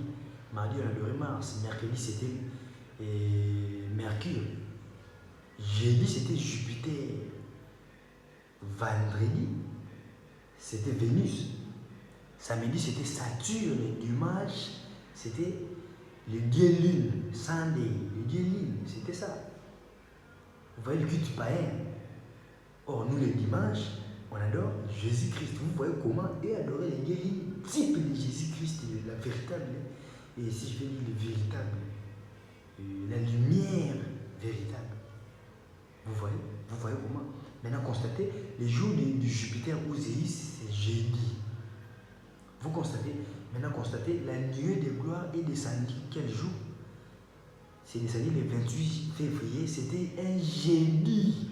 Pour vous montrer que le vrai Zéus, le vrai maître des éclairs, il est descendu. C'était jeudi le 28 février. 28 février. Et pourquoi 28? Et bien évidemment, c'est parce que 28 là, ça cadre tout simplement avec les cycles. Le cycle, et comment dirais-je, menstruel de la femme. Quelle femme? Le cycle menstruel de Sarah. Parce que Elohim, quand il était descendu là-bas de la chair, il avait dit, je reviendrai. Au même époque, je reviendrai. Il avait dit à Abraham et Sarah, je reviendrai au même époque. Et Sarah aura un fils, des choses comme ça. Mais si vous constatez, vous allez voir qu'il n'est jamais descendu. Il a dit que je reviendrai, mais il n'est pas revenu. Lisez la Bible. Pourquoi il n'est pas revenu? Jésus, quand il est venu, il n'a pas fait mention de ça. On a vu William Branham, il a parlé de ça. Donc, voilà pourquoi il est descendu au temps du soir. On a vu là, Elohim, il est descendu comme il avait promis au cycle de la femme, le 28 février. Et février aussi, j'ai beaucoup de choses à vous dire sur février là, par rapport aux constellations, par rapport aux zodiaques. Par rapport aux zodiaques, je vais mettre ça là-bas sur l'article. Vous allez voir comment ça marche. Vous allez voir comment ça marche. Il est descendu jeudi le 28 février parce que c'est le vrai, véritable maître du tonnerre. Vous voyez? Et ce qui s'est passé avec Jésus. Quand Jésus est né, il y avait l'étoile du berger. Parce que l'étoile du berger, dans la mythologie, l'étoile du berger, il l'appelait étoile. Toutefois, ce n'est pas une étoile. Ce qu'on appelle l'étoile du berger, c'est tout simplement la planète Vénus. Maintenant, Vénus, il a la particularité de briller. Vénus, des fois aussi, il brille, il joue aussi l'intérim, des fois, il donne aussi sa lumière quand le soleil n'est pas là. Vous voyez? Maintenant, c'était ça. C'était ça que les mages avaient vu pour suivre Jésus. C'était Vénus, il y avait Vénus, Mars et Saturne. Il y avait Vénus, Mars et Saturne qui se sont croisés. Les trois étoiles. C'était les trois planètes qui s'étaient croisées. C'était Vénus, Mars et Saturne qui se sont croisés. Ça a formé une étoile gigantesque. Les mages ont cru que c'était une étoile. Ils ont dit ça, c'est une étoile. Ils ont commencé à suivre ça. Jusqu'à ce qu'ils ont trouvé Jésus. Donc c'était comme ça. Là, je vous ai parlé. Là, je vous parle de la Bible, mais toutefois, je vous parle du premier Bible, qui est le Mazaro. Connais-tu le loi du Mazaro? La Bible parle de ça. Regarde-t-il son pouvoir sur la terre. Nous, tu les Pléiades, conduit-il la grande ours et la petite ours. Or, grande ours et petite ours, ce sont des constellations au ciel. Ça typifie aussi la Russie. La constellation du dragon, ça typifie aussi la Chine. Constellation de l'aigle, ça typifie les États-Unis aussi. Vous voyez?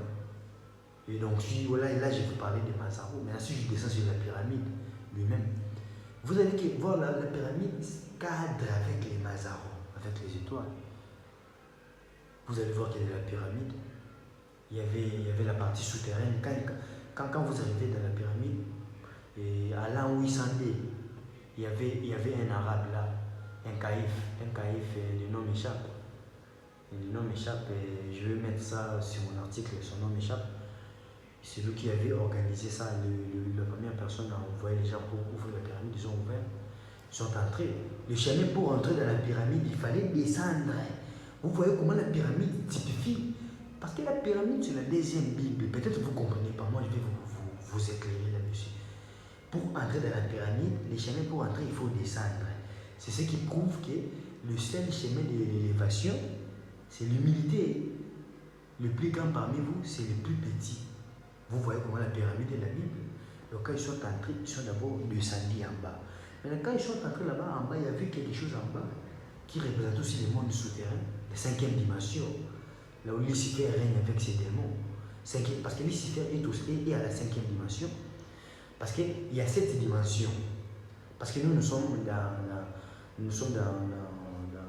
les trois premières dimensions, là où il y a la matière, la lumière, et la lumière, la matière, et je vais peut-être détailler ça là-bas.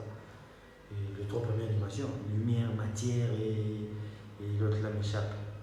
Il y en a ça. Nous sommes ici dans la première dimension. Et tous les trois là, ça fait partie de la première dimension. Aussi la quatrième dimension. La quatrième dimension est parallèle à toutes les dimensions. La quatrième dimension, c'est ça c'est là où il y a les ondes. Les ondes. C'est là où il y a les chaînes de télévision, les chaînes de radio, les Wi-Fi, les ondes. Parce que dans le spectre de ce qu'on appelle les spectres électromagnétiques, on a les micro-ondes, on a les ondes, les micro-ondes, si je ne m'abuse, et les micro-ondes, et on a ce qu'on appelle la lumière visible, on a les ultraviolets, on a le rayon X, et si tu montes comme ça jusqu'au rayon gamma, le plus élevé, l'énergie est plus élevée, c'est de l'énergie gamma. Vous voyez, les ondes, la quatrième dimension, c'est réglé, c'est là que se passent les ondes, c'est même là que quand tu appelles quelqu'un, c'est à partir de là. Les scientifiques l'ont utilisé, le fils de Dieu aussi peut l'utiliser. Moi j'utilise ça de bien de manière. Et donc peut-être on va en parler plus tard. Et donc il y a la cinquième dimension qui est les mondes souterrains, là où il y a au premier niveau. Parce que les mondes, vous voyez, les dimensions sont séparées. Parce que d'abord les dimensions sont bottomless. Bottomless c'est en anglais infini. Les dimensions sont infinies. Vous voyez maintenant, là où nous sommes ici, notre dimension des mortels ici, c'est divisé aussi à trois. Il y a la matière et l'énergie. Bon, pas l'énergie, parce que l'énergie, je vais entrer dans d'autres choses. Je ne vais pas parler de ça maintenant. Il y a la lumière visible, parce que la lumière aussi, c'est toujours de l'énergie. Il y a la lumière visible et la matière. Et vous allez voir que la matière et l'énergie, c'est toujours la même chose. C'est deux faces de la même pièce. Parce que Einstein l'a prouvé avec la formule E égale mc carré. La formule d'Einstein. Parce qu'il dit que quand, en fait l'énergie, c'est la matière en vitesse. Donc la matière, quand ça atteint la vitesse de la lumière, non, la matière, quand ça atteint la vitesse de la lumière, ça devient énergie. Maintenant, la matière, c'est l'énergie en repos. Quand l'énergie est en repos, ça devient la matière. Quand ça devient en vitesse de la lumière, ça devient l'énergie. Vous voyez, ça typifie la parole. Je vais en parler plus tard. Je ne vais pas mélanger les choses. Je vais en parler peut-être plus tard. Vous allez comprendre que la célèbre formule d'Einstein, ça représente tout simplement ça. Vous voyez, ça représente, c'est même à partir de cette formule-là que l'enlèvement va se faire. Parce que dans l'enlèvement, c'est qu'on va atteindre la vitesse de la lumière, on va devenir énergie, qui est le corps théophanique, on sera enlevé. Voilà, déjà, je commence à en parler déjà. Mais je vais en développer plus tard. Vous voyez, donc c'est comme ça que ça se passe. C'est comme ça que ça s'est passé. Il y a vraiment des choses à décortiquer là-dessus. Et je vais en parler mollo. Et donc c'est comme ça. Crescendo, je vais en développer crescendo, voilà. Et donc, qu'est-ce que je disais? Il y a les dimensions, nous sommes les trois premières dimensions. C'est comme ça. Et puis il y a la quatrième dimension qui est parallèle à toutes les dimensions. Et puis il y a la cinquième dimension qui est le monde souterrain, qui est la bime, qu'on appelle la bime. C'est la cinquième dimension. C'est aussi divisé. Il y a le premier niveau qui est les régions des perdus, les âmes perdues.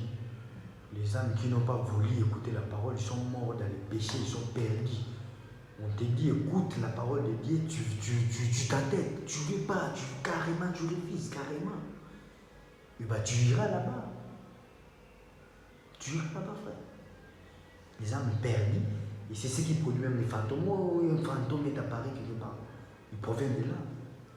Les régions du perdu sont tourmentées. Et quand tu dépasses les régions du perdu, tu descends. Et il y a les régions des démons. Mais toutefois, moi j'ai classé ça. Il y a d'abord les régions. Il y a d'abord. Bon, on part comme ça. On part comme ça pour pas compliquer les choses. Donc il y a le perdu. Après les perdus, il y a les démons. Région des démons. Département des démons. Le département des démons. Après, les départements des démons qui sont tombés avec Lucifer, ils sont là. Qui sont tombés avec Lucifer. Après, le département des démons, il y a maintenant le trône de Satan au dernier niveau. Vous voyez maintenant, après la 5e dimension, il y a la 6e dimension. C'est là où les chrétiens, quand tu meurs, tu pars là-bas aux 6e dimension. Le chrétien de ces messages, tu pars là-bas aux 6e dimension. C'est là où William Branham est maintenant. Tous mes frères sont là-bas. Et donc, pour nous, la mort, c'est rien. C'est juste un moyen de transport. Parce qu'il me dit, quand bien même je marcherai, qui dit ça? Vérifiez, ça doit être David. Sur bon, ça m'échappe un peu. Le chemin ou des choses comme ça, de l'ombre de la mort, la vallée, voilà, la vallée de l'ombre de la mort. Je ne crains rien. Je ne crains rien. En fait, il ne parlait pas d'une chose là que les gens interprètent mal. Il parle tout simplement de l'âme et de l'homme. Parce que nous sommes d'abord ombre, nous sommes d'abord par nous-mêmes, sans le Saint-Esprit, nous sommes la mort. Et là, quand tu reçois le Saint-Esprit, il y a la lumière qui est entrée en toi, c'est là que ça crée l'ombre de la mort. Parce que pour avoir l'ombre, il faut la lumière. Est-ce que vous savez ça? Pour que l'ombre puisse apparaître, la lumière doit être là pour projeter ça. Donc quand on parle de l'ombre, c'est qu'il y a la lumière. Donc en nous, il y a deux personnes. Il y a les ténèbres et l'ombre. Les ténèbres qui est ce corps qui ne sera pas enlevé. Parce que ce corps ne sera pas enlevé, vous savez ça? C'est toi, âme, qui sera enlevée. C'est ça même que vous voyez, on dit deux personnes vont dormir sur un même lit. Deux personnes seront en train, deux personnes en train de dormir sur un même lit. Je prendrai un et je vais laisser l'autre. Vous croyez que c'est quoi? C'est tout simplement quand tu dors là, tu as deux personnes en toi. On prend l'âme, le corps reste, mais c'est pas, le corps ne va pas rester là physiquement, ça va tout simplement, ça va rentrer, parce que le corps est créé par les 16 éléments chimiques, avec 4 lumières cosmiques. Je vais en parler peut-être plus tard. Ça va maintenant rentrer là où c'était venu. Donc, non pas qu'on va venir trouver ton corps, non. Mais ça rentre, ça laisse rien. Toi, âme, tu montes. Et par après, on aura le corps. Par après, dans les milléniums, dans l'âge à venir, on aura maintenant le corps glorifié. Ça sera nos théophanies. Maintenant, Dieu va créer d'autres corps. Parce que lors de la résurrection des morts, ce ne sont pas des corps là qui sont au tombeau qui vont ressusciter. Non, Dieu va créer d'autres corps comme il avait créé là. Ça va revêtir l'immortalité. C'est la vision de l'éternité avec les temps. Je vais en parler peut-être plus tard. Donc, 6e dimension, le Saint part là-bas, aux 6e dimension. Ils sont là en attente. Ils nous attendent. Et par après, ils vont venir lors de la résurrection. Et après, on va continuer ça, je vais en parler plus tard. Il y a la 7e dimension, là où Elohim lui-même habite. Et donc c'est comme ça. Et vous voyez maintenant, je rentre sur la pyramide, vous allez voir que quand vous entrez, les chemins pour entrer dans la pyramide, il faut descendre. Quand vous entrez, vous commencez à monter. Il y a la galerie, chambre de la reine, vous montez. Vous allez vous trouver, vous allez à 7 marches pour arriver là-bas au sommet. Ça signifie les étages de l'église. Vous voyez, c'est cette couleur d'arc-en-ciel. Et restez branchés, la prochaine fois, je vais faire une vidéo où je vais vous parler de comment Satan a été créé, saint, mais qu'est-ce qui a fait qu'il puisse tomber? Je vais vous en parler. Comment il a été créé? De quoi a été constitué le corps de Satan? Je vais vous en parler. Pourquoi Satan est tombé? Dieu n'est pas parti le chercher, mais quand Adam est tombé, Dieu est parti le chercher. Je vais en parler, bien évidemment. Je vais vous parler de l'arc-en-ciel. Je vais vous parler de l'arc-en-ciel. Je vais vous parler du côté obscur de Dieu.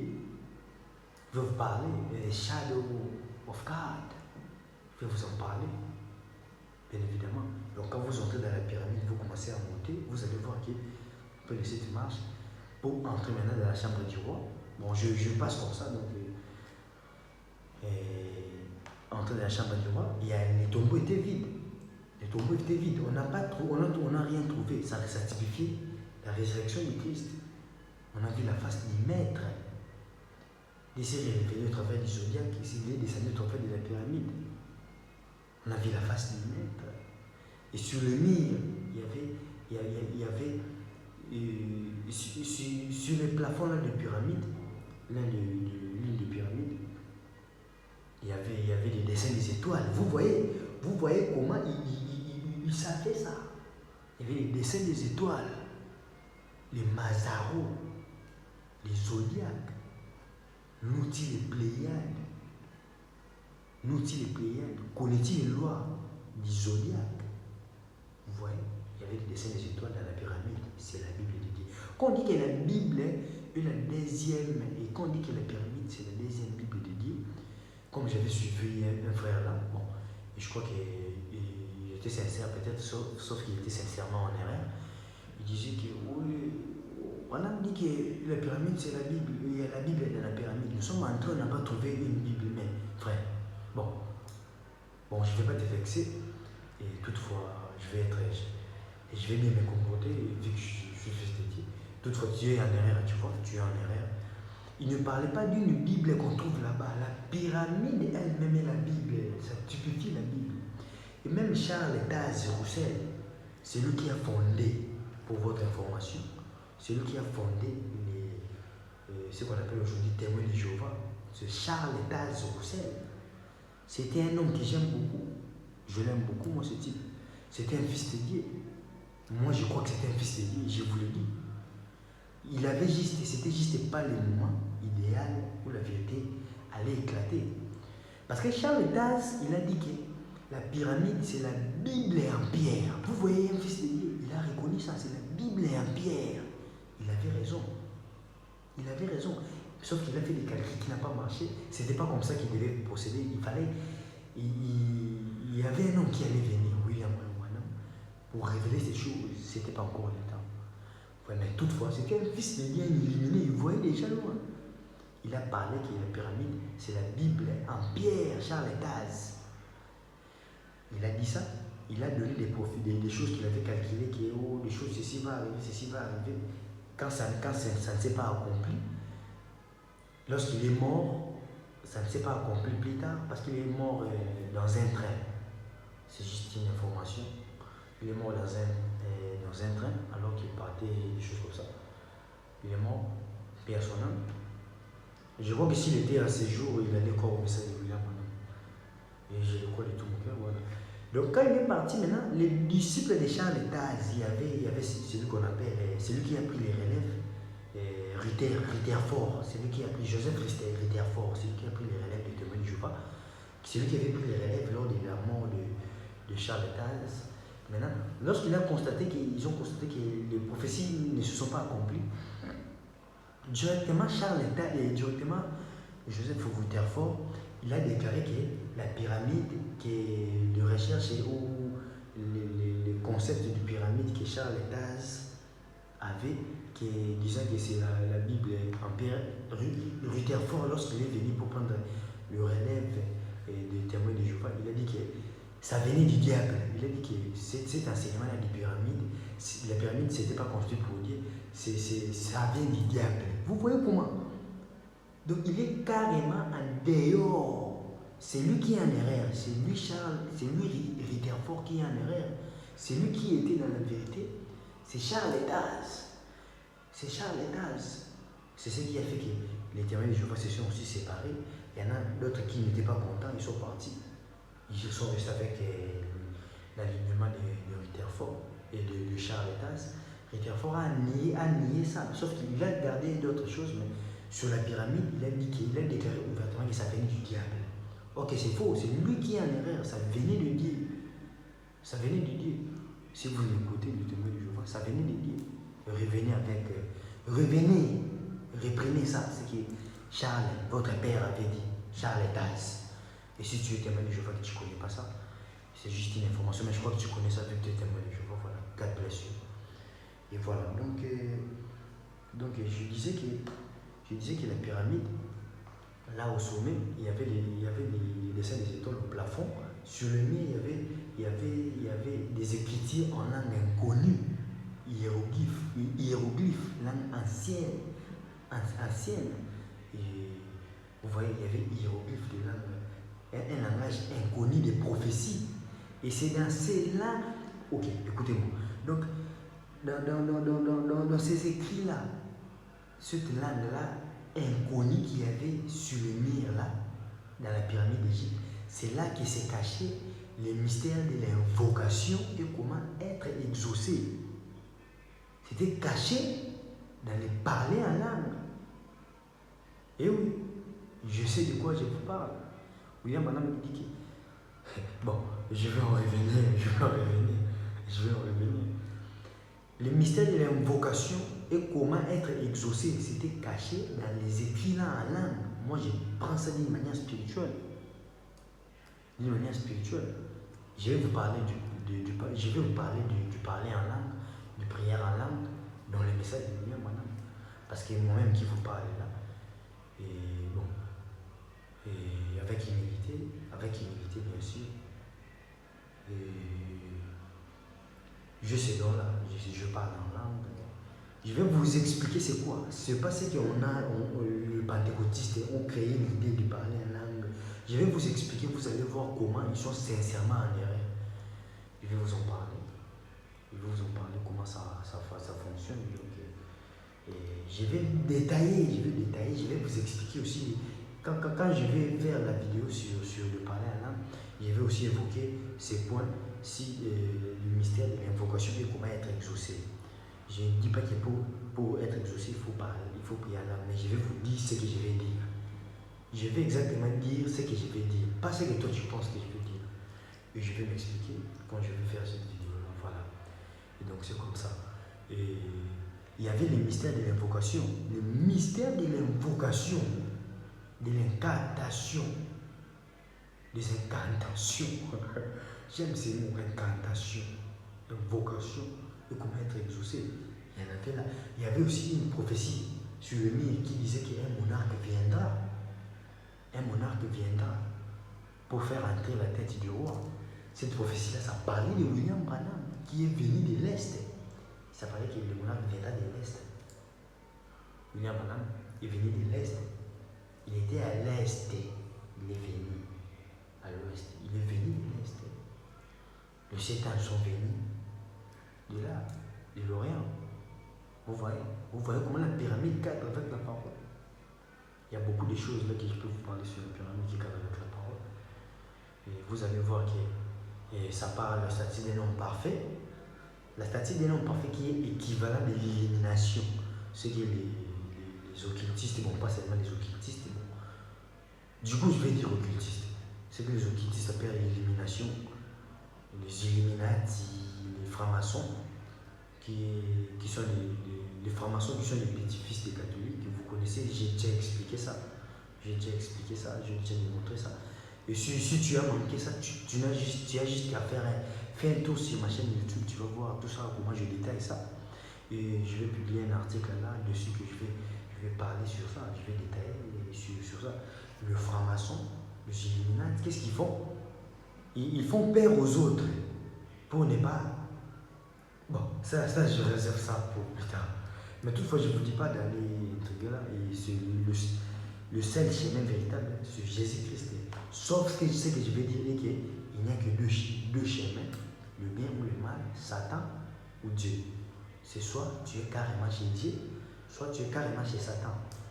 Et moi, si tu n'es pas carrément chez Dieu, moi, je t'encourage de partir carrément chez Satan. Moi, je t'encourage. C'est biblique. C'est biblique. Au lieu de rester au milieu, tous ceux qui percent dans ce monde, qu'on ne puisse pas te mentir, ce sont des gens qui sont soit en plein dans le noir, soit en plein dans la parole de Jésus-Christ. Je vais aussi en parler. Je vais en parler plus tard. Et donc on avance comme ça. Vous voyez? Donc c'est comme ça en quelque sorte que ça marche. C'est comme ça que ça marche. Donc la deuxième Bible de Dieu, la pyramide. La pyramide de l'Égypte. Et je vais encore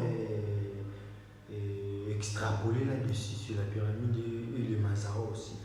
Et les Mazaro, parce qu'il y a beaucoup de choses à tirer du Mazaro. Parce que lorsque vous prenez la constellation d'Orion par exemple, là on a la nébuleuse du tête de cheval. C'est dans la constellation d'Orion, en passant. Maintenant, dans la constellation d'Orion, on a les 3 étoiles qui forment la ceinture d'Orion. La ceinture d'Orion, il y a 3 étoiles. Il y a Al-Nida, Al-Nilam et Mentaka. Ils sont 3 comme ça. Ils typifient aussi les 3 pyramides de Gizeh. Parce que Gizeh, c'est tout simplement les lieux géographiques. Quand on dit pyramide de Gizeh, ce n'est pas une pyramide. C'est les lieux géographiques où se trouvent ces 3 pyramides. Ça se trouve à Gizeh. Voilà pourquoi on dit pyramide de Gizeh. Mais il y a les noms. Il y a pyramide de Khéops, qu'on appelle pyramide de Khéops, qui est la plus grande des pyramides. C'est ce qui est Enoch le 7e, la progéniture de Seth. C'est lui qui a construit ça. Pyramide d'Enoch. Il faut appeler ça pyramide d'Enoch. Les scientifiques appellent ça pyramide de Khéops, mais c'est la pyramide d'Enoch, le 7e.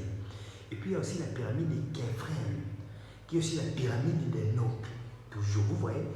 Pourquoi il y a des Enoch? Parce que c'est les deux qui ont construit les 2 pyramides là. C'est la pyramide de Képhren qui a été construite par Enoch, mais du diable, Enoch de Caïn. Enoch de Caïn, c'est lui qui a construit Képhren. Maintenant, il y a une 3e pyramide qui s'appelle la pyramide de Mykérinos. Ce n'est pas Enoch qui a le 2 Enoch, non, c'était pas construit en ces temps-là, non. C'est construit après les déluges par les Égyptiens antiques là. C'était qui ont construit Mykérinos. Parce qu'il y avait aussi. Parce que si vous constatez, dans Khéops et Képhren, on n'a pas trouvé les corps des pharaons. Non, on n'a rien trouvé. Mais dans Mykérinos, on a trouvé les ossements de Mykérinos. On a trouvé les ossements de Mykérinos en ça doit être en 1300 à 1837 si je ne m'abuse. Mais toutefois, mais c'est ça. Toutefois, je vais mentionner ça lors de mon article que je vais rédiger là-dessus. Vous voyez, on a trouvé les vestiges ou les ossements de Mykérinos. Et ils ont pris ça, ils ont mis ça sur un bateau pour amener ça en Angleterre ou Grande-Bretagne. Ils passant par la mer. Maintenant, devinez quoi? Quand ils étaient en train de partir, les bateaux qui portaient les ossements, frère, quand on vous dit que ces gens-là, c'était des grands esprits, un grand esprit, ne blaguez pas, frère. Ne blaguez pas. On a pris les ossements de Mykérinos, on a mis dans un bateau pour amener ça aux Grande-Bretagne. Lorsque les bateaux qui transportaient les bateaux qui transportaient les ossements de Mykérinos, et ça transportait non pas seulement les ossements, mais aussi quoi ça, et ça m'échappe. En fait, là où on met les dépouilles, là où on met la momie, on peut appeler ça cercueil à nos jours, mais c'est pas cercueil, les mots m'échappent. Donc là où on mettait son corps là, son cercueil en quelque sorte, mais les mots appropriés m'échappent. On avait pris ça aussi, on avait mis ça, et les ossements, et ça on avait mis ça au bateau pour transporter ça en Angleterre. Lorsque le bateau est arrivé, là, presque arrivé, le bateau a sombré, ça a coulé, frère. Ça a coulé. Qu'est-ce qui a causé ça? C'est resté comme ça. Je vois que tu devines déjà ce qui a fait ça. des puissances occultes, ne voulaient pas que ça puisse se déplacer. Les bateaux ont sombré. On a pu retrouver ces cercueils-là. Les ossements sont partis dans la mer jusqu'aujourd'hui. Donc on a découvert ça. Lorsqu'on a voulu déplacer ça, ça a sombré. Ça a sombré. Vous voyez, les grands esprits. Donc c'était construit après les déluges. Mais les deux autres, c'était avant les déluges. Comme je vous ai expliqué là. Maintenant, il faut aussi savoir quoi ça. Et donc, il y a aussi lorsqu'on a aussi découvert les pyramides, parce qu'il y a beaucoup de pyramides. Il y en a beaucoup, les Égyptiens qui sont venus après les déluges, ils ont construit beaucoup de petites pyramides. Et ça, on ne calcule pas ça. Moi, je vous ai parlé du deux qui sont monumentales. Khéops et Khéphren. Et Khéops, c'est le plus grand. Voilà. Donc il y a aussi une pyramide là qu'on avait construite, parce que les pharaons, on les enterrait dans des pyramides. Toutankhamon, bien évidemment, on lui a enterré dans la pyramide. Et qu'est-ce qui s'est passé lorsque les noms m'échappent, mais toutefois les noms, je vais identifier ça lors de mon article. Lorsqu'on a découvert les tombeaux de Toutankhamon, il y avait le monsieur là qui a un riche là, il avait mis son argent. Lorsqu'on a découvert les tombeaux de Toutankhamon, il a dit n'ouvrez pas moi-même, j'arrive. Il était un Anglais, je crois. Un Anglais, il a quitté l'Angleterre, il est venu là-bas en Égypte. Lorsqu'ils ont ouvert la pyramide, il y a eu une coupure de l'électricité sur tout l'Égypte. Vous voyez, quand ils sont entrés, frère, il y a des choses démoniaques qui se sont passées. Le monsieur là en question qui avait organisé ça, le riche là, il a été piqué par un moustique. Voilà, il a été piqué. Et quand ils sont entrés comme ça, il y avait des choses étranges, des cobras qui apparaissaient là à l'intérieur. Ils ont pris la momie du Toutankhamon. Ils sont partis avec. Maintenant, quand ils sont partis là-bas, tous ceux qui avaient touché ça, ils sont morts par la suite. Ils sont morts un après l'autre. Le propriétaire qui avait misé son argent, il a été piqué. Quand il est arrivé dans son pays, il a vu son chien comme ça. Quand son chien lui a vu seulement comme ça, son chien a aboyé. Le chien est tombé, le chien est mort. Qu'est-ce qu'il a vu? Question mark. Point d'interrogation. Le chien est mort.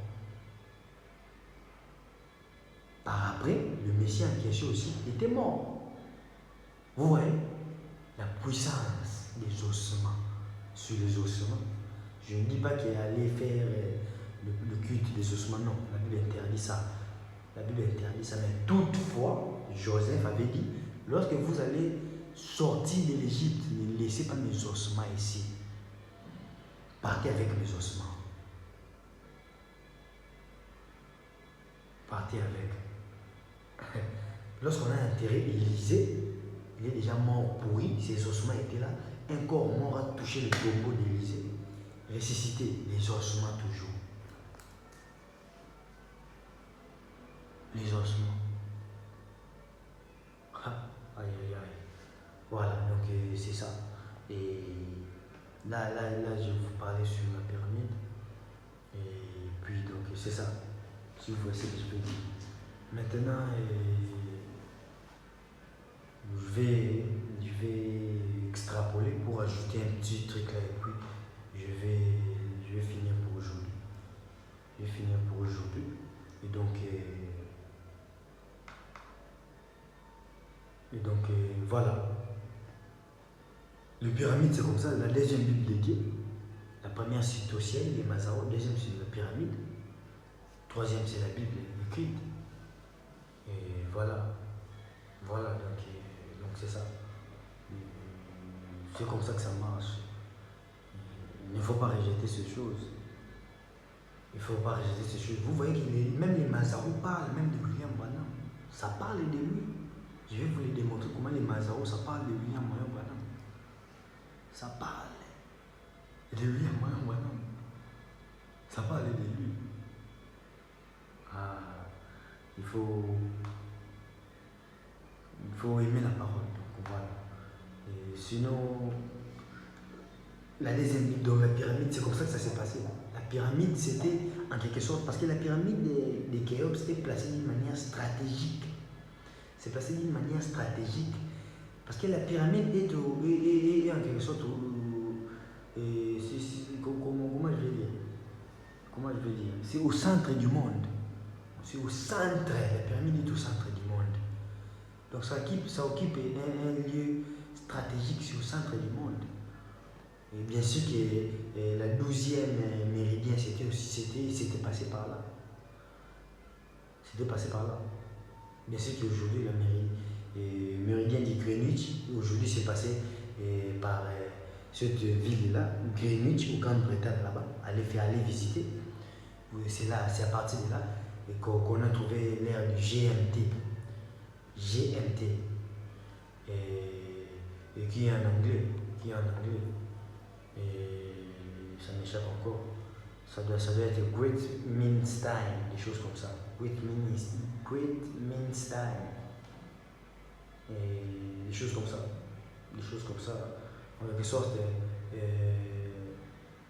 le temps moyen, en quelque sorte. Le temps moyen, donc, ça s'est mesuré à partir du gradient géothermique. GMT, gradient géothermique. Donc, comme ça, GMT, comme je vous ai dit, et comme je vous en parle là, c'est passé par Grande-Bretagne. Voilà pourquoi on mesure, bien qu'il y en a, il y a déjà une autre technologie qu'on applique là, ça doit être UTC, des choses comme ça, si je m'abuse. Et voilà. Le 12e méridien, c'était passé par la pyramide. L'Enoch, il a mis ça exactement en plein milieu, d'est, l'ouest, nord, sud. Et les Égyptiens s'en servaient comme étant le point de repère aussi, comme étant boussole, car la porte regarde au nord. Vous voyez, et donc c'est comme ça. Et encore une fois, les choses qui ne sont jamais montées dans le cœur, que l'oreille n'a point entendu, l'œil n'a point vu. The shadow of God. Yes, sir.